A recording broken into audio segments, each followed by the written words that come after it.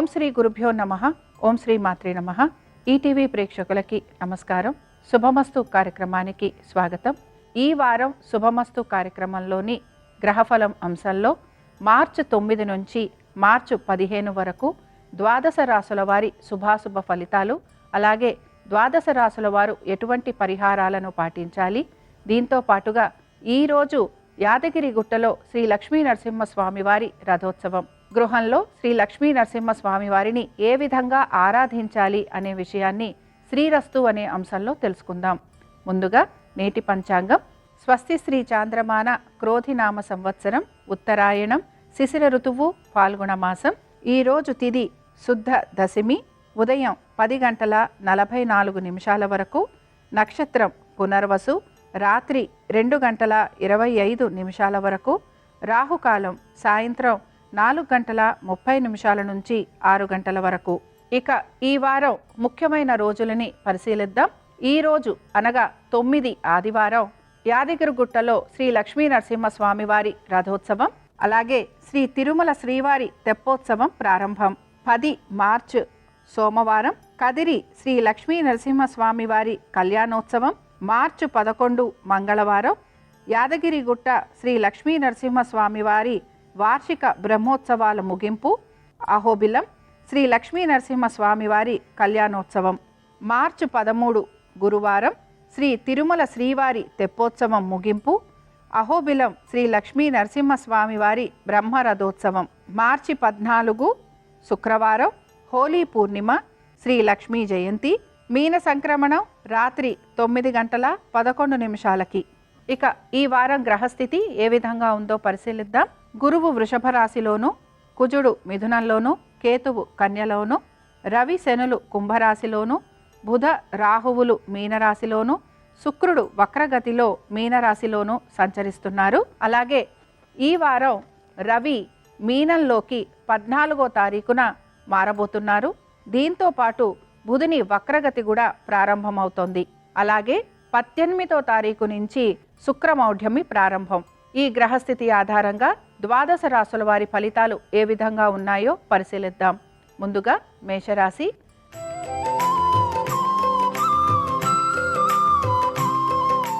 మేషరాశి వారి ఫలితాలను కనుక పరిశీలించినట్లయితే, మేషరాశి వారు ఈ వారం అంతా కూడా ఆర్థిక పరమైన విషయాల గురించి, కుటుంబ సభ్యులతోటి సమయం గడపటం గురించి, అలాగే వారి వృత్తి వ్యాపారాల మీద ప్రత్యేక శ్రద్ధ కనపరిచే అవకాశాలు గోచరిస్తున్నాయి. దీంతో పాటు ధన వ్యయము, ధన నష్టం కలిగే అవకాశాలు ఎక్కువగా ఉంటాయి కనుక జాగ్రత్త వహించాలి. ముఖ్యంగా ఈ రాశి వారు వీరి యొక్క జీవిత భాగస్వామితోటి ఎక్కువగా సమయాన్ని గడిపేందుకు ప్రయత్నం అనేది చేస్తూ ఉంటారు. అలాగే వ్యాపారాలు పెట్టాలి అనే ఒక ఆసక్తిని కూడా చూపిస్తూ ఉంటారు. వ్యాపారంలో భాగస్వామ్యంలో ఉన్న వారికి మాత్రం ఆర్థిక పురోగతి అనేది సూచిస్తోంది. దీంతో పాటు సంతానానికి ఈ వారం అంతా కూడా అనుకూలమైన స్థితిగతులు గోచరిస్తున్నాయి. అలాగే పెట్టుబడులు పెడుతున్న వారికి కూడా కొంతవరకు జాగ్రత్తగా పెట్టుబడులు పెట్టడం వలన ధన వ్యయం కాకుండా బయటపడే అవకాశాలు కూడా గోచరిస్తున్నాయి. ఉద్యోగ వ్యాపారస్తులకి మాత్రం ఆర్థిక పురోగతి సూచిస్తోంది. అలాగే వీరికి కొంతవరకు ఉద్యోగ వ్యాపారాలలో అనుకూలమైన స్థితిగతులు కూడా గోచరిస్తున్నాయి. ఇక ఈ రాశి వారు ఈ వారం అంతా కూడాను లక్ష్మీ నరసింహ స్వామి వారి ఆరాధన చేయటం, అలాగే స్వామివారి దర్శనం చేసుకోవటం వలన వీరికి శుభ ఫలితాలు కలిగేందుకు అవకాశం ఉంటుంది.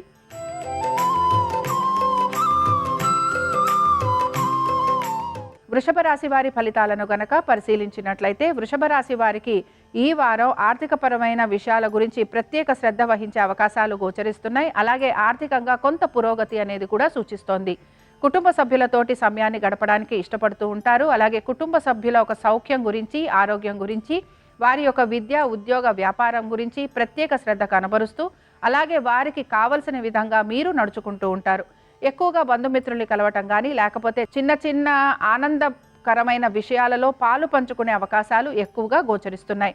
స్థిరాస్తి వ్యవహారాలు అన్నీ కూడా మీకు కొంతవరకు అనుకూలించే దిశగా ముందుకు వెళుతూ ఉంటాయి. దీంతో పాటుగా కోర్టు విషయాలు ఏవైతే ఉన్నాయో అవి కూడా మీకు కొంత అనుకూలంగా ఉండే అవకాశాలు లేకపోలేదు.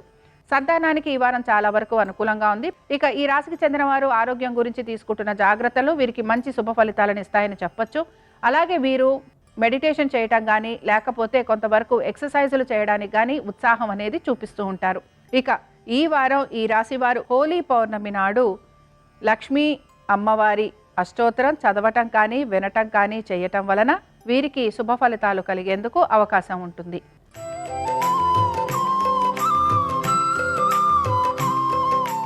మిథున రాశి వారి ఫలితాలను గనక పరిశీలించినట్లయితే ఈ వారం మిథున రాశి వారికి కొంతవరకు కోపావేశాలుండే అవకాశం గోచరిస్తోంది. అయితే వీరికి ఆర్థికంగా కొంత పురోగతి కూడా ఉండబోతోంది.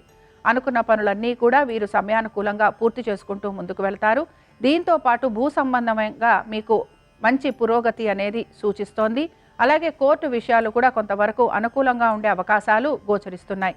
సంతానానికి సంబంధించి చాలా వరకు అనుకూలంగా ఉంది. కుటుంబ సభ్యులు మీకు ప్రతి విషయంలోనూ కూడా సహాయ సహకారాలు అందిస్తూ మీ వెంటే నిలబడి ఉంటారని మీరు గ్రహిస్తూ ఉంటారు. ఇక ఉద్యోగస్తులకి కూడా శ్రమకి తగిన మార్పులు గోచరిస్తూ ఉంటాయి. అలాగే అనుకున్న విధంగా పనులన్నీ సానుకూలంగా కూడా వీరు పూర్తి చేసుకుని వస్తూ ఉంటారు. ఇక వ్యాపారస్తులకి కూడా ఆర్థికంగా పురోగతి, అలాగే అనుకున్న విధంగా వ్యాపారంలో అభివృద్ధి అనేది గోచరిస్తూ ఉంటుంది కనుక ఈ విషయంలో కూడా వ్యాపారస్తులకి కొంతవరకు అనుకూలంగా ఉందనే మనం చెప్పుకోవచ్చు. విద్యార్థులకి వారి విద్యలో కొంతవరకు ముందుకు వెళ్లే అవకాశాలు గోచరిస్తున్నాయి. అయితే విద్యార్థులు కొంతవరకు శ్రమకి గురయ్యే అవకాశాలు కూడా కనపడుతున్నాయి. ఈ రాశి వారు ఈ వారం శ్రీ లక్ష్మీ నరసింహస్వామి వారి సహస్రనామాలు చదవటం కానీ వినటం కానీ చేయటం వలన వీరికి కలుగుతున్న ఆటంకాలు ఇబ్బందులు తొలగిపోయి మంచి శుభ ఫలితాలు కలిగేందుకు అవకాశం ఉంటుంది.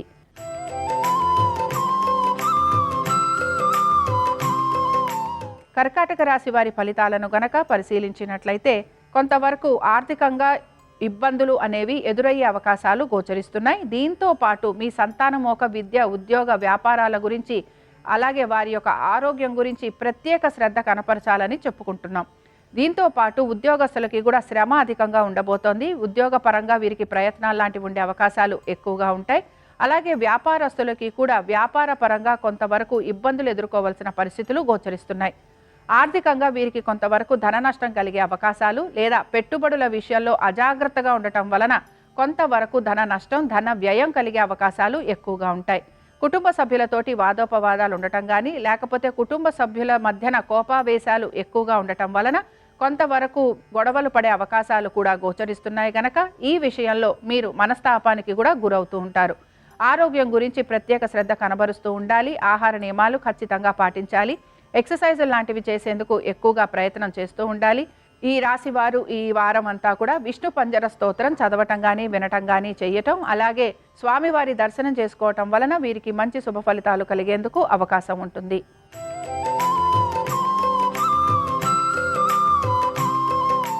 సింహరాశి వారి ఫలితాలను గనక పరిశీలించినట్లయితే వీరికి ఉద్యోగ వ్యాపారాల పరంగా కొంతవరకు అభివృద్ధి అనేది గోచరిస్తోంది. ఆర్థికంగా కూడా కొంత పురోగతి అనేది సూచిస్తోంది.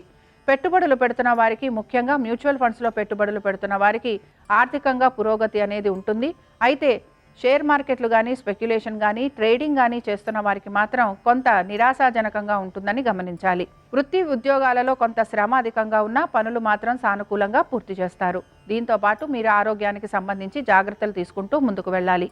కుటుంబ సభ్యులు మీకు చాలా వరకు సహాయం అందించటం, అలాగే మీరు చెప్పిన విధంగా నడుచుకోవటం, దీంతో పాటు మీరు కూడా మీ కుటుంబ సభ్యుల ఒక ఆరోగ్యం గురించి, విద్య గురించి, అలాగే వారి ఉద్యోగ వ్యాపారాల గురించి, వారి ఆర్థిక స్థితి గతుల గురించి ఆలోచన చేస్తూ దానికి అనుగుణంగా మీరు ముందుకు వెళ్లేందుకు ప్రయత్నం అనేది చేస్తూ ఉంటారు.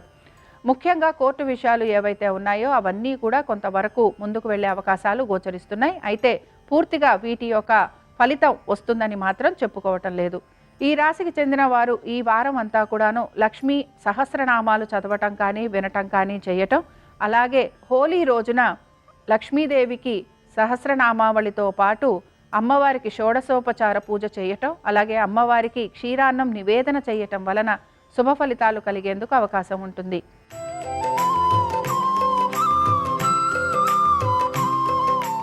కన్యారాశి వారికి మాత్రం ఎప్పటి నుంచో ఆగిపోయిన పనులు ఏవైతే ఉన్నాయో అవన్నీ కూడా పూర్తయ్యే అవకాశాలు గోచరిస్తున్నాయి.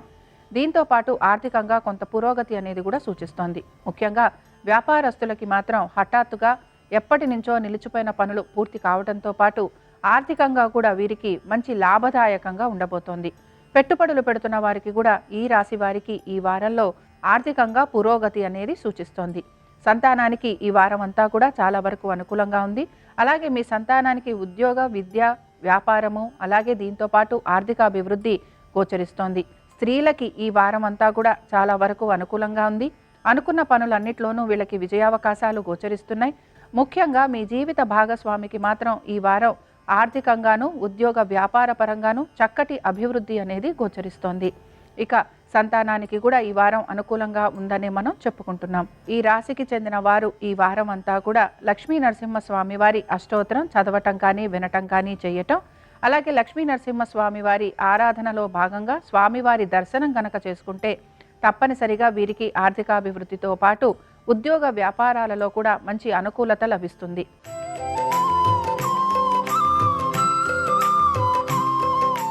తులారాశి వారి ఫలితాలను కనుక పరిశీలించినట్లయితే తులారాశి వారు మాత్రం ఈ వారం అంతా కూడా బహు జాగ్రత్తలు పాటిస్తూ ముందుకు వెళ్ళాలి.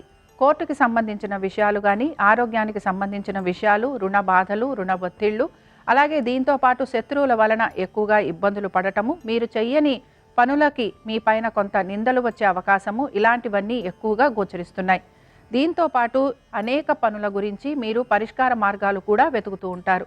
ఎక్కువ శాతం మీరు శుభ పరిణామాల కోసం ప్రయత్నం చేస్తున్నా ఆ పరిణామాలు ఏవి కూడా అందకపోవటం వలన కొంత మీరు నిరుత్సాహానికి కూడా గురవుతూ ఉంటారు. ఎక్కువ శాతం మీ ఆరోగ్య సమస్యల గురించి మీరు కొంతవరకు నిర్లక్ష్య ధోరణి చూపిస్తూ ఉంటారు కనుక ఈ విషయంలో జాగ్రత్తలు వహిస్తూ ఉండాలి. మీకు ఎప్పటి నుంచో ఇబ్బందికరంగా ఉన్న ఆరోగ్య సమస్యలు కొంత తీవ్రతరం అయ్యే అవకాశాలు గోచరిస్తున్నాయి. హాస్పిటల్స్కి వెళ్ళటం కానీ, డాక్టర్లను సంప్రదించాల్సిన పరిస్థితులు కానీ గోచరిస్తున్నాయి.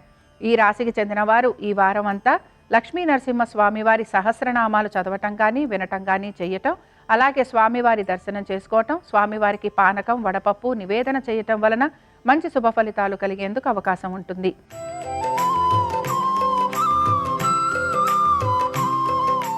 వృశ్చిక రాశి వారి ఫలితాలను గనక పరిశీలించినట్లయితే వృశ్చిక రాశి వారికి మాత్రం ఈ వారం ఆర్థికంగా కొంత పురోగతి లభించడంతో పాటు వ్యాపార పరంగా అభివృద్ధి అనేది కూడా గోచరిస్తోంది. ముఖ్యంగా వ్యాపారస్తులలో భాగస్వామ్యంలో ఉన్న వారికి ఆర్థిక పురోగతి, దీంతో పాటు అనుకున్న విధంగా పనులన్నీ పూర్తి కావటం, అలాగే వీరికి వ్యాపార పరంగా చక్కటి అభివృద్ధి కూడా గోచరిస్తోంది. ఉద్యోగస్తులకి కూడా శ్రమకి తగిన ఫలితం అనేది వచ్చే అవకాశాలు, దీంతో పాటు వీరికి కూడా ఆర్థిక పురోగతి, పేరు ప్రతిష్టలు రావటం, అలాగే వీరి పనిని నలుగురు గుర్తించటం, ఉన్నతాధికారులు కూడా వీరిని మెచ్చుకునేందుకు అవకాశం అనేది గోచరిస్తోంది. సంతానానికి ఈ వారం అంతా కూడా చాలా వరకు అనుకూలంగా ఉందని చెప్పుకోవచ్చు. అయితే మీ సంతానము గనక విదేశాలకు వెళ్ళాలని ప్రయత్నం చేస్తూ ఉంటే ఆ విషయంలో కూడా కొంతవరకు వీరికి అనుకూలమైన స్థితిగతులు గోచరిస్తున్నాయి. దీంతో పాటు మీరు గనక విదేశాలకు వెళ్ళి ఉద్యోగ వ్యాపారాలు చేయాలనుకుంటే ఆ విషయంలో కూడా కొంత సానుకూలమైన పరిస్థితులు కనపడుతున్నాయి. ఇక ఈ రాశి వారు ఈ వారం 14వ తారీఖు శుక్రవారం నాడు లక్ష్మీదేవి యొక్క అష్టోత్తరం చేసి, అలాగే అమ్మవారిని తులసీ దళాలతోటి, బిల్వ దళాలతోటి పూజించి అమ్మవారికి క్షీరాన్నం నివేదన చేయటం వలన వీరికి మంచి పురోగతి అనేది కనపడుతూ ఉంటుంది.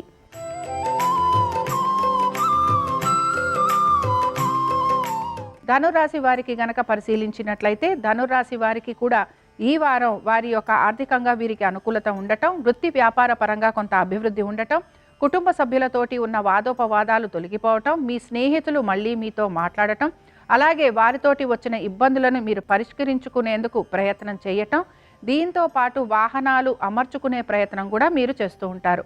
ముఖ్యంగా కుటుంబ సభ్యులతోటి ఆనందంగా గడిపే అవకాశాలు ఎక్కువగా ఉంటాయి. అలాగే కొంతవరకు కుటుంబ సభ్యులతోటి ప్రయాణాలు చేసే అవకాశాలు కూడా గోచరిస్తున్నాయి. చిన్న చిన్న విందు వినోదాలకు వెళ్ళటం కానీ, బంధుమిత్రుల్ని కలవటం కానీ, అలాగే బంధుమిత్రులతోటి ఎక్కువ సమయం గడిపేందుకు మీరు ప్రయత్నం చేస్తూ ఉంటారు. ముఖ్యంగా ఈ రాశికి చెందిన వారు ఉద్యోగస్తులు ఎవరైతే ఉన్నారో వారికి మాత్రం చాలా వరకు అనుకూలంగా ఉండబోతోంది. ఈ రాశి వారు ఎవరైతే విదేశాలకు వెళ్ళాలి అని ప్రయత్నం చేస్తున్నారో ఉద్యోగస్తులు, వారికి కూడా కొంతవరకు అనుకూలంగా ఉండబోతోంది. ఇక ఈ వారం ఈ రాశి వారు శ్రీ లక్ష్మీ నరసింహ స్వామి వారి కరావలంబ స్తోత్రం చదవటం కానీ, వినటం కానీ చేయటం, అలాగే లక్ష్మీ నరసింహ స్వామి వారిని తులసీ దళాలతోటి పూజించటం వలన ఇంకా మంచి శుభ ఫలితాలు కలిగేందుకు అవకాశం ఉంటుంది.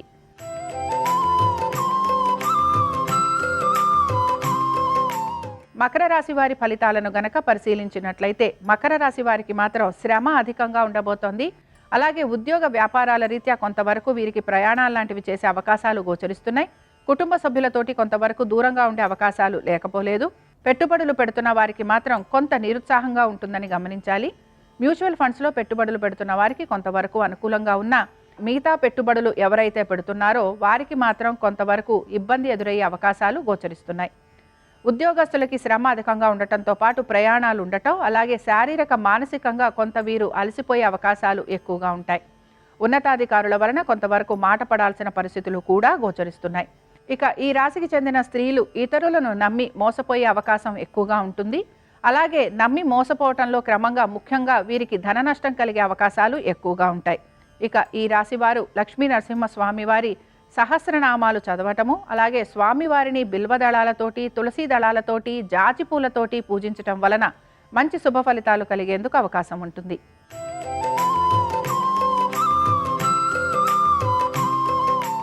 కుంభరాశి వారికి మాత్రం ఈ వారం అంతా కూడా ఆర్థికంగా చాలా ఉన్నతమైన స్థితిగతులు గోచరిస్తున్నాయి. ఎప్పటి నుంచో నిలిచిపోయిన బకాయిలు ఏవైతే ఉన్నాయో అవన్నీ కూడా వచ్చే అవకాశాలు గోచరిస్తున్నాయి. దీంతో పాటు వీరికి వృత్తి వ్యాపారాల రీత్యా కూడా ఆర్థికంగా పురోగతి అనేది సూచిస్తోంది. ఇక ఉన్నతాధికారుల మెచ్చుకోలు ఉండటము, అలాగే వీరి ప్రజ్ఞాపాఠవాలను గుర్తించే అవకాశాలు కూడా గోచరిస్తున్నాయి. కుటుంబ సభ్యులతోటి ఆనందంగా సమయం గడుపుతారని చెప్పుకోవచ్చు. సంతానానికి సంబంధించి వారి విద్య, ఉద్యోగ, వ్యాపారాల గురించి మీరు ప్రత్యేక శ్రద్ధని కనబరుస్తూ ఉంటారు. అలాగే వారు కూడా అదే విధంగా ఉన్నతమైన శిఖరాలను అధిరోహిస్తారని కూడా చెప్పుకోవచ్చు. ఇక వ్యాపారస్తులకి కూడా ఆర్థికంగా చక్కటి పురోగతి అనేది సూచిస్తోంది. ఈ రాశి వారు ఈ వారం అంతా 14వ తారీఖున శుక్రవారం నాడు లక్ష్మీదేవి జయంతి సందర్భంగా మహాలక్ష్మి యొక్క అష్టోత్తరం చదవటం కానీ వినటం కానీ చేయటం, అలాగే అమ్మవారిని వివిధ పుష్పాలతో పూజించటం, పులిహోర నివేదన చేయటం వలన మంచి శుభ ఫలితాలు కలుగుతాయి.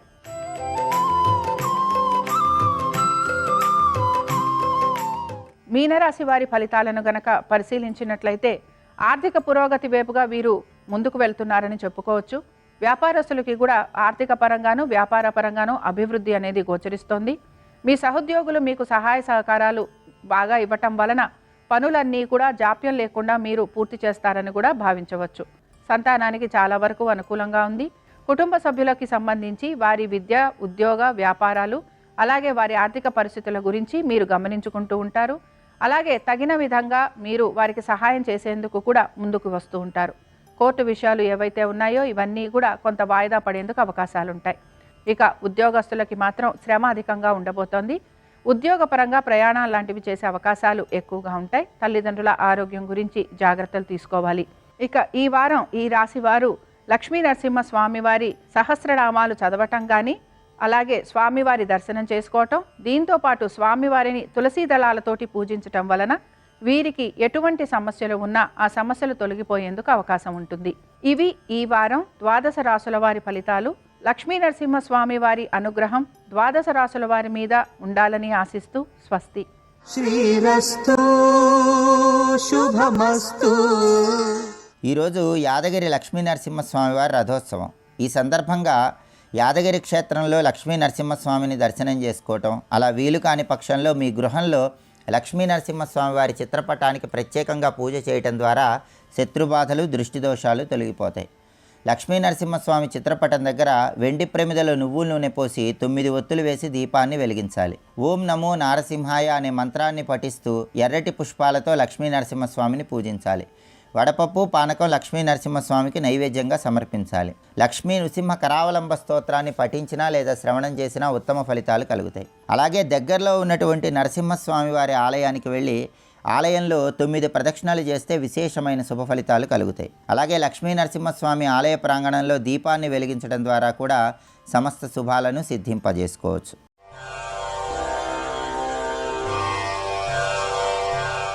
నమో సూర్యదేవా అమేయ ప్రభావా దయా దివ్య పాశ అనంత ప్రకాశ. నమో సూర్యదేవా అమేయ ప్రభావా. అమూల్యమైన మణులుంటే రాజు దగ్గర ఉండాలి అని, అవి ప్రజల యొక్క క్షేమానికి ఉపయోగపడతాయని శమంతకమణిని ఉగ్రసేనుడికి ఇమ్మన్నాడు. కానీ ఆ మణిని లోకోపకారానికి ఇవ్వడానికి సత్రాజిత్ ఒప్పుకోలేదు సరిగదా. కృష్ణుని యందు దుష్టమైన భావన చేశాడు. చిన్నప్పటి నుంచి చోరుడు, ఆ ఇంట ఈ ఇంట దూరి వెన్న దొంగిలించినవాడు ఈ మణిని తస్కరిస్తాడేమో అని భయపడ్డాడు. ఎప్పుడైతే ఆయనకి అంతఃశౌచం పోయిందంటే మనసులో సరి అయినటువంటి పవిత్రమైన భావన లేదు. ఇప్పుడు ఈ మణి ఎక్కడ తన దగ్గర ఉంటే కృష్ణుడు అపహరిస్తాడోనన్న బెంగతో తమ్ముడు ప్రసేనుడికి ఇచ్చాడు. ఆ ప్రసేనుడు మెడలో వేసుకుని వేటాడడానికి వెళ్ళాడు. వేటాడడానికి వెళ్ళినప్పుడు కృష్ణుడు కూడా వెళ్ళాడు. వెళ్ళినప్పుడు ప్రదోష వేళ దాటిపోయింది. ఆ రోజు భాద్రపద శుక్ల చవితి. ఆయన చంద్రుడి వంక చూశాడు. ఎందుకని? ప్రసేనుడు కనపడలేదు, తన నుంచి విడిపోయాడు. ఎందుకు విడిపోయాడు అంటే ప్రసేనుడు శరీర శోధన చేయవలసి వచ్చింది కాబట్టి ఆయన శరీర శోధన కోసం వెళ్ళాడు.